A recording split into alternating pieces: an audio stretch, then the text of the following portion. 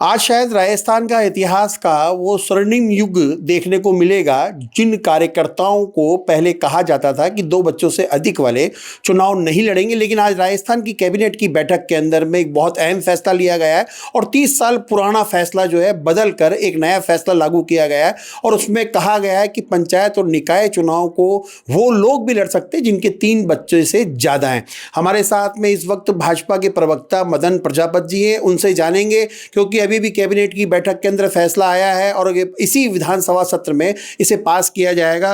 मदन जी, सबसे पहले तो आपका स्वागत है हमारे चैनल के अंदर में, क्योंकि एक बहुत अहम फैसला आया है कैबिनेट की बैठक के बाद में 3 बच्चों वाला। देखिए, वैसे मैंने अभी तक पूरा फैसला देखा नहीं है, लेकिन अगर आपके माध्यम से और पत्रकार बंधुओं विभिन्न चैनलों के माध्यम से अगर पता चल रहा है कि 3 बच्चों की मांग को सरकार ने हटा दिया है, तो ये कई सामाजिक संगठनों की मांग थी और सदन में भी चाहे पूर्ववर्ती सरकार हो या अभी की सरकार हो, संपूर्ण सभी विधायकों ने मिलकर ये कहा था कि उस समय की मांग थी, क्योंकि जनसंख्या नियंत्रण उस समय करना आवश्यक था। आज के समय में परिवर्तन हुआ है, आज लोगों में अवेयरनेस आई है, तो उस कारण से अगर ये नियम हटा भी दिया जाए तो ज़्यादा फर्क नहीं पड़ेगा। तो सभी सामाजिक संगठनों और जो लोकतंत्र के मंदिर में सभी विधायकों ने अपना अपना विचार रखे, उन विचारों को देखते हुए सरकार ने ये फैसला हटाया। तो ये स्वागत योग्य होगा, क्योंकि जब ग्रामीण क्षेत्र में जाते हैं तो कई ऐसे योग्य लोग होते हैं, जैसे सरपंच किसी पार्टी का सिंबल नहीं होता है, तो वहाँ कई योग्य लोग होते हैं जो नहीं लड़ पाते हैं या उनको अपने बच्चे को या बहू को किसी के करना पड़ता है। जो मैं समझता हूँ उस गांव के विकास में वो व्यक्ति ज़्यादा योगदान दे सकता है। समय की मांग के अनुसार फैसले ले जाते हैं, समय की मांग के अनुसार कानून बनाया जाता है।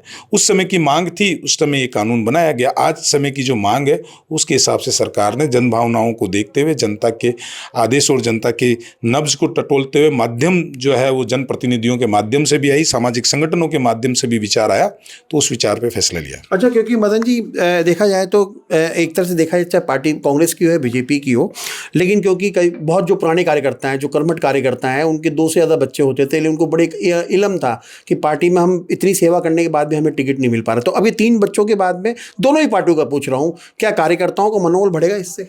नहीं, कार्यकर्ताओं का मनोबल बढ़ने की बात नहीं, जो योग्य व्यक्ति होगा वो आएगा, उसमें कार्यकर्ता भी होगा, जनता भी होगी, और जिसमें ग्रामीण व्यवस्था को जो अच्छी तरह चला सकता हो। लेकिन कई बार हमको पता है कि 3 बच्चों की वजह से नहीं लड़ पाता था, तो वो भी आएंगे। मैं फिर कह रहा हूँ, क्योंकि ये जनभावनाएं हैं और सरकार जो होती है वो फैसले जनता की भावनाओं से लेती है। सरकार का अपना कुछ नहीं होता, वो तो जन भावनाओं के आधार पर चलती है।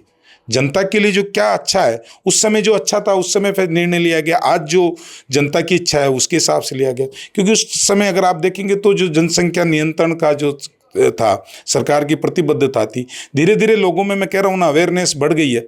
तो अवेयरनेस बढ़ने के कारण जो है आज भी जनसंख्या नियंत्रण का वो प्रभाव कम देखने को मिलता है उस समय से।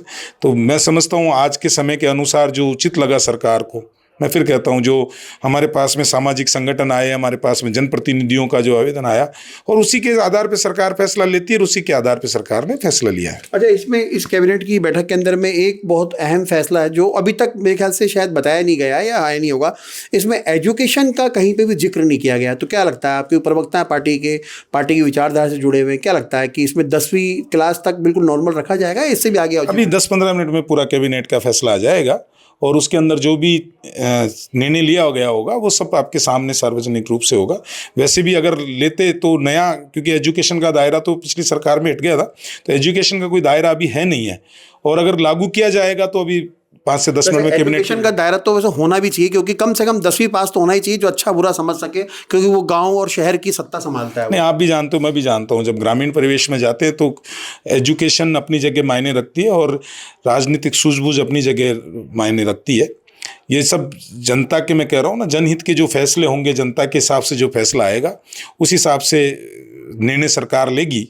और क्या निर्णय होगा, मैं फिर कहता हूँ, ये जन कल्याण की सरकार है और जनता के द्वारा चुनी हुई, जनता के कार्य करने वाली सरकार है। माननीय मुख्यमंत्री जी खुद कहते हैं कि मैं राजस्थान का सेवक हूँ, तो जो जनता सेवक को आदेश देती है, हम वही कार्य करते हैं। एक बिल्कुल लास्ट सवाल है और छोटा ही उसका जवाब है, क्योंकि भजनलाल सरकार के 2.25 साल के आसपास कभी पूरे हो गए हैं। क्या लगता है इस फैसले से कि ये एक तरह से गोल्डन चांस है सरकार के लिए?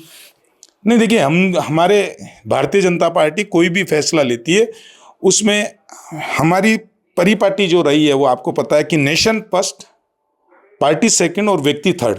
जो देश के हित में होगा, जो राजस्थान के हित में होगा, वही फैसले लिए जाएंगे और वही फैसले माननीय मुख्यमंत्री भजनलाल शर्मा जी करते हैं।